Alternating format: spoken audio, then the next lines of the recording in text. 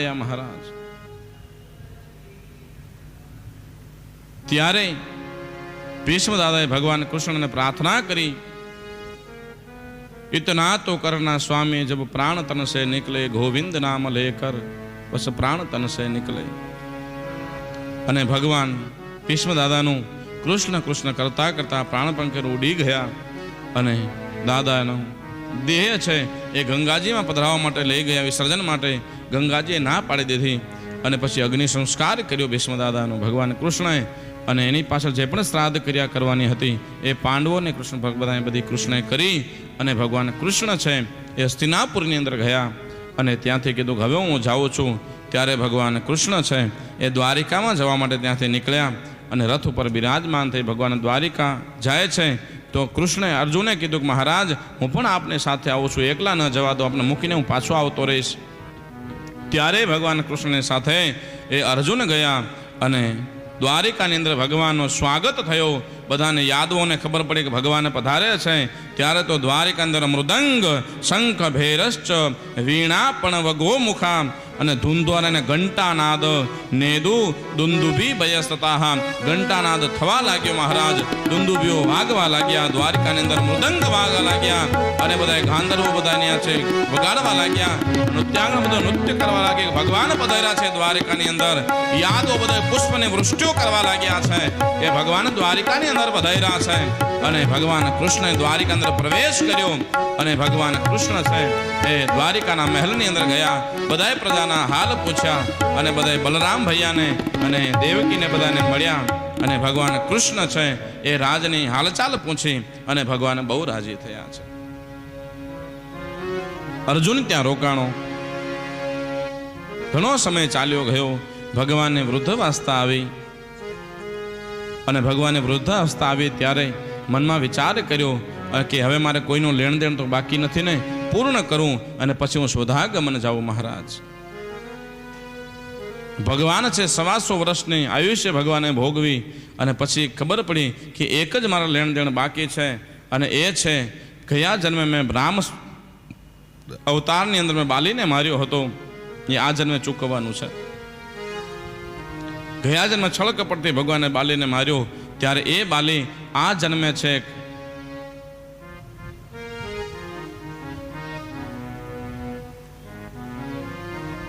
भगवान प्राचीनो पीपळो ज्यां छे त्यां भगवाने प्राण त्याग करवानो निश्चय कर्यो।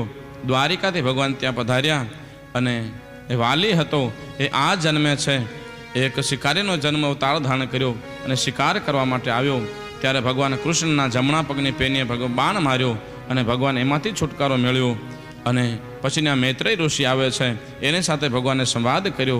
उद्धव आवे छे एनी साथे भगवाने संवाद कर्यो अने भगवान त्यांथी स्वधागमन गया अने अर्जुन ने खबर पड़ी भगवान स्वधागमन गया छे अने अर्जुन छे त्यांथी द्वारिकाथी निकळ्यो महाराज अने निर्बळ बनी गयो अने पोतानी गांडीव लई हस्तिनापुर हालीने जतो हतो अने त्यारे रस्तानी अंदर काबाओने खबर पड़ी कि अर्जुन आवे छे। बधाए काबाए अर्जुनने लूंटी लीधो महाराज, ए ज गांडीव हतो, ए ज अर्जुन हतो, पण बधुं त्याने त्यां पड्युं रह्युं अने कही दीधुं महाराज समय समय बलवान है नहीं मनुष्य बलवान अने काबोए अर्जुन लूट्यो वही धनुष्य वही बाण। महाराज समय हतो ज्यारे माथे सूर्य तपतो हतो महाराज अने आ सूर्य आथमी गयो अने बधुं अंधारुं थई गयुं। महाराज शुं बताड़े छे आ बधी कथाओ महाराज कि ज्यारे पण महाराज आपणी माथे सूर्य तपतो होय त्यारे सारू कार्य करी लेजो अने सारू कर्म करी लेजो। भगवाने कदाच संपत्ति आप्यो होय, सत्ता आप्यो होय, शक्ति आप्यो होय, जे आपनाथी बधुं थातुं होय महाराज ए बधुं सारो समय होय त्यारे करी लेजो, पछी करशो महाराज ए पुण्यनो समय वयो गयो, पछी कांई थवानुं नथी। केवल आपणो समय भोगवानो छे, समय बलवान छे महाराज, मनुष्य बलवान नथी अने समय वयो जशे, सूर्य आथमी जशे, पछी केवल अफसोस सिवाय कांई न रहे। महाराज समय समय बलवान है नहीं पुरुष बलवान, समय समय बलवान है नहीं पुरुष बलवान। काबे अर्जुन लूटियो वही धनुष वही बाण, वही धनुष वही बाण। સમય વહી ગયો મહારાજ, પછી કઈ હાથમાં નહીં રહે. સમય જ્યારે સૂર્ય તપે મહારાજ, ત્યારે સારો સંપત્તિ ભગવાન આપ્યો હોય તો સારી જગ્યાએ વાપરજો, સારી સત્તા આપ્યો હોય તો દુઃખી માણસોને કામ આવજો મહારાજ. ભાવેણાના ઠાકર મહારાજ કૃષ્ણરાજસિંહજી, ભાવનગરના રાજા, બહુ દાન કરતા મહારાજ. ભગવાને સંપત્તિ આપી હતી, રાજા હતા અને રાજા બહુ દાન કરતા. ત્યારે એક દિવસ એના મુનિમ હતા, એ મુનિમ આવીને કીધું કે મહારાજ હવે આ દાન ઓછું કરો. કેમ? અરે મહારાજ, આ તો બધે જરૂર હોય એટલે બધા આવે, ગોળ હોય ને માખીઓ આવે. બંધ કર દો, કાલે બધા બંધ થઈ જશે. હવે આપણા ખજાના બધું ખૂટવામાં આવે છે, ઓછું થઈ ગયું છે. ગોળ હોય ને માખીઓ આવે મહારાજ. એમ કહી અને મુનિમ તો ચાલ્યા ગયા. રાત થઈ, રાત્રે મહારાજ સૂતા હતા અને રાત્રે આ શબ્દ યાદ આવ્યો કે મુનિમે મને એવું કીધું તો ગોળ હોય ને માખીઓ આવે. આખી રાત વિચાર કર્યો મહારાજ આ રાજાએ, અને સવાર ઉભા થયા અને મુનિમને બોલાવે કે મુનિમ અહીંયા આવો. રાતે તમે શું કહેતા હતા મને? અરે મહારાજ એમ કહેતો તો ખજાનામાં હવે ઓછું થયું છે બધું, આપ ઓછું કરો. આ તો બધા જ છે, ગોળ હોય ને માખીઓ આવે, નકર કોઈ પૂછે નહીં મહારાજ. મુનિમ તારી સાચી વાત છે, ગોળ હોય ને માખીઓ આવે, ગોળ ન હોય ને માખીઓ ના આવે. મારી પાસે છે તો આવે છે ને મહારાજ. કાલે મારો દી આથમી જશે, મારી પાસે કોઈ નહીં આવે. આજે ને આશા છે ત્યાં મળશે એટલે આવે છે, પણ કાલે સમય પૂરો થઈ જશે, મારો દી આથમી જશે, પછી મારી પાસે કોઈ નહીં આવે. મુનિમ, જ્યાં સુધી માથે સૂર્ય તપે છે ત્યાં સુધી સારો સમય છે. જેટલું દાન થાય મહારાજ, દાન કરો. જેટલી પણ આપણે જે કરી શકતા હોય સેવા કરો, દાન કરો, પણ જેટલું થતું બધું કરો મહારાજ.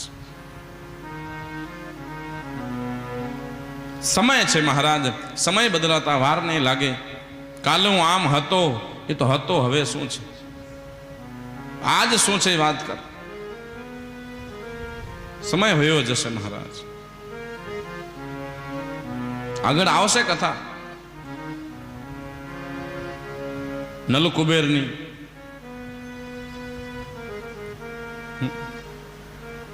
સમય સમય બલવાન છે મહારાજ.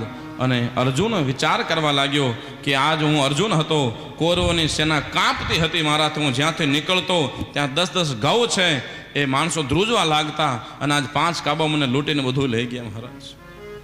મારી શક્તિ હતી, બળ ચાલ્યો ગયો, મારો સમય પૂર્ણ થઈ ગયો. અને અર્જુન છે હસ્તિનાપુરની અંદર ગયો, બધાને વાત કરી, ભગવાન સૌદાગમન ભયા ગયા.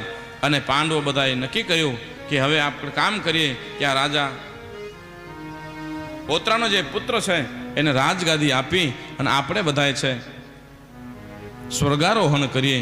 તો ઓત્રાનો પુત્ર હતો, એનું નામ હતો પરીક્ષિત મહારાજ. સમય ગયો અને ઓત્રા એક બાળકને જન્મ આપ્યો અને બધાએ નામકરણ સંસ્કાર કરવાની ઘોષણા કરી. ત્યારે નામકરણ સંસ્કાર કરવા માટે બ્રાહ્મણોને બોલાવ્યા. ત્યારે બ્રાહ્મણોએ કીધું કે મહારાજ, એનું પેલું નામ તો છે ભગવાન અંદર એને રક્ષા કરવા માટે ભગવાને ચતુર્ભુજ રૂપે દર્શન આપ્યા. એ બાળક જન્મ લઈ અને ચારે દિશામાં ભગવાનનું પરીક્ષણ કર્યું, મને અંદર દર્શન આપ્યા, બહાર ક્યાં છે, એટલે એનું નામ પડશે પરીક્ષિત. મહારાજ એ રાજા થશે અને આખી પૃથ્વી પર રાજ કરશે અને પૃથ્વીનો સમ્રાટ રાજા બનશે.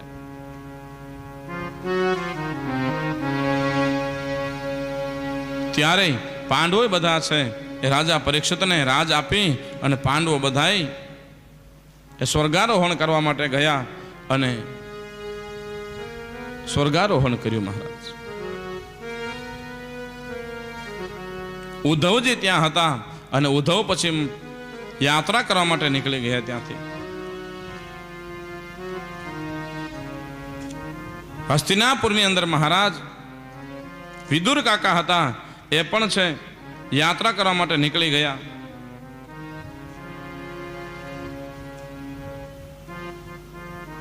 આમાં ઉદ્ધવ અને વિદુરનો સંવાદ બતાવ્યો છે મહારાજ કે ઉદ્ધવ પણ નીકળ્યા છે